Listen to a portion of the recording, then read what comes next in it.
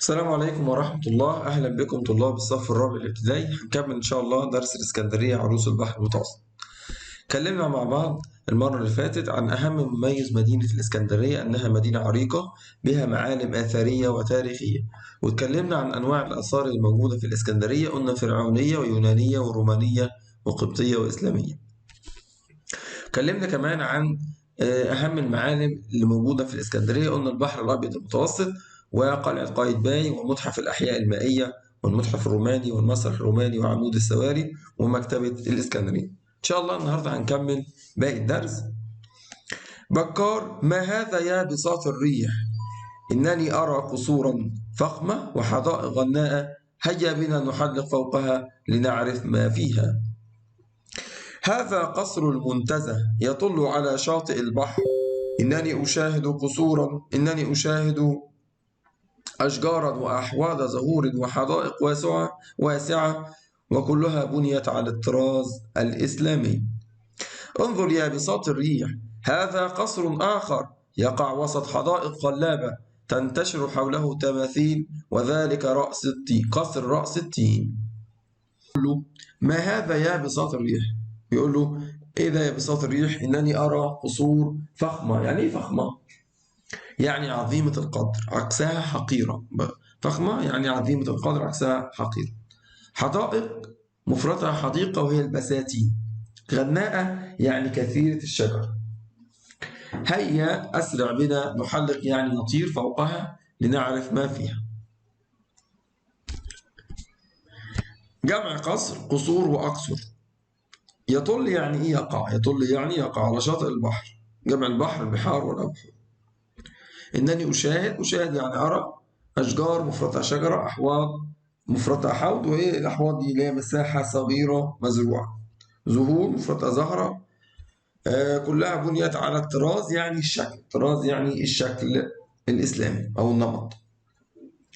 وقصر آخر ويقع وسط حدائق خلابة. يعني خلابة يعني شديدة الجمال، عكسها حقيرة. تنتشر حوله تماثيل، وذلك قصر رأس التين. بكار بيقول بساط الريح: أنا شايف في قصور جميلة جدا وحدائق كثيرة الشجر. بيقول له يلا نطير ونعرف ما في هذه القصور. فقال له ده القصر ده بتاع اسمه قصر المنتزه، وإن هو يقع على شاطئ البحر، وحوله أشجار وأحواض زهور وحدائق واسعة، وكلها بنيت على الشكل أو النمط الإسلامي. وقال له في قصر آخر يقع وسط حدائق خلابة شديد الجمال، وينتشر حوله تماثيل، وهو قصر رأس التين.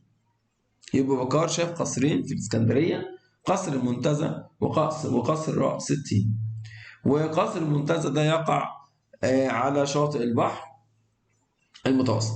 لو حبينا نحط عنوان للفكرة دي هنقول قصور رائعة وحدائق غناء، أو ممكن أقول قصور الإسكندرية. يبقى ما يسألني يقول لي أين يقع قصر المنتزه، هقول له على شاطئ البحر.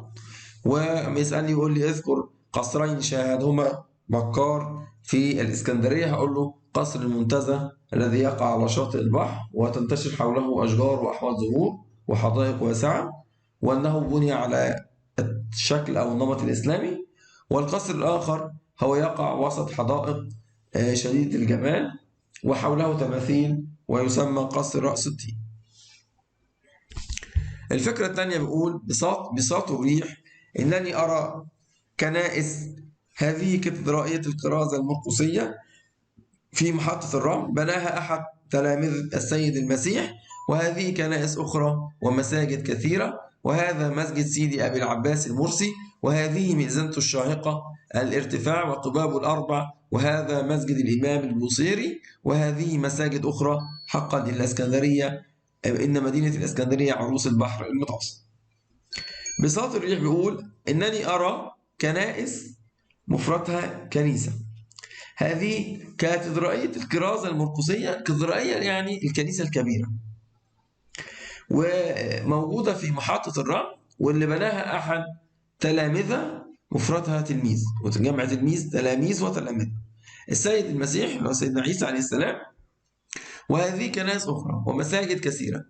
وهذا مسجد سيدي أبي العباس المرسي ومئذنته الشاهقة، يعني شديدة الإيه؟ العالية أو شديدة الارتفاع. الشاهقة يعني العالية، أقصاها المنخفضة.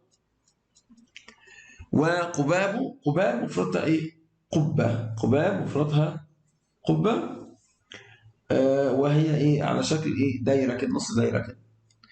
ومسجد الإمام البوصيري، وهذه مساجد أخرى. حقا يعني صدقا إن مدينة الإسكندرية عروس البحر المتوسط.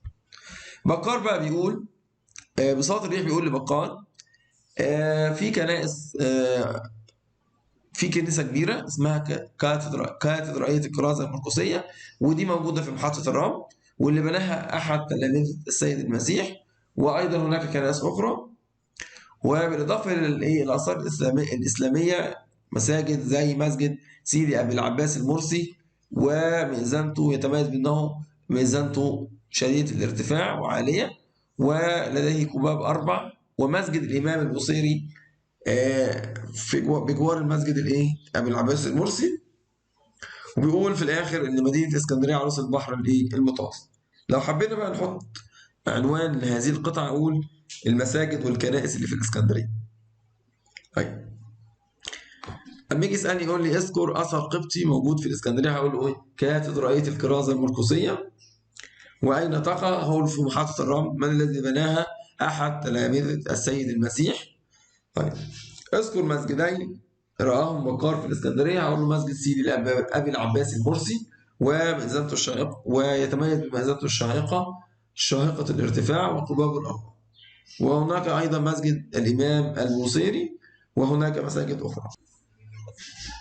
دي الآثار القبطية والإسلامية. الآثار القبطية اللي هي كاتدرائية الكرازة المرقسية، والإسلامية اللي هي المسجدين، مسجد سيدي أبي العباس المرسي ومسجد الإمام البوصيري. طيب، وقلنا حقا يعني صدقا إن الإسكندرية عروس البحر المتوسط. لماذا؟ لأنها أجمل مدينة على شاطئ البحر المتوسط، وبها معالم آثارية وتاريخية، بالإضافة إلى القصور والمساجد والكنائس والحدائق الجميلة اللي هناك. طيب، أنا اتعلمت إيه من الدرس ده؟ اتعلمت إن أنا عرفت المعالم بتاعت الإسكندرية، وواجبي نحوها اللي أنا أحافظ عليها. العمل على تقدم البلاد والاهتمام بالسياحة. هنبدأ بقى نحل التدريبات. تدريبات وأنشطة. اقرأ الدرس ثم أجب. ضع عنوانا آخر لدرس. ممكن نحط إيه عنوان مناسب؟ ممكن أقول معالم الإسكندرية. لماذا سميت الإسكندرية عروس البحر المتوسط؟ لجمالها وجمال موقعها وكثرة المعالم الأثرية اللي موجودة هناك، زي القصور والمساجد ومكتبة الإسكندرية وهكذا. بعد كده بيقول لي ما الآثار التي أعجب بها بكار في الإسكندرية؟ هقول له بقى إيه؟ الآثار فرعونية ويونانية ورومانية وقبطية وإسلامية. وأقول له زي إيه؟ ما زي إيه؟ قلعة قايتباي ومكتبة الإسكندرية وغير ذلك.